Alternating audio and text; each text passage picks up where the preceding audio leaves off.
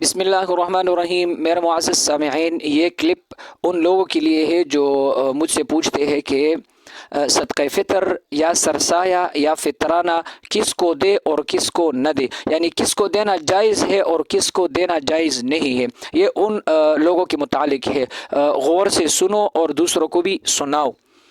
میرے معزز سامعین، اس کے لیے آسان ایک قاعدہ آپ یاد رکھیں۔ وہ قاعدہ یہ ہے، جو آپ کے اصول اور فروع ہوتے ہیں، اصول سے مراد آپ کے والد والدہ، آپ کا دادا دادی، نانا نانی، جو آپ اصول ہے جس سے آپ پیدا ہوئے ہیں اس کو اصول کہتے ہیں۔ اسی طرح فروع اس کو کہتے ہیں جو آپ سے پیدا ہوئے ہیں، آپ کے بیٹا بیٹی، اسی طرح نواسہ نواسی، پوتا پوتی، جو آپ سے فروع ہے پیدا ہوئے ہیں۔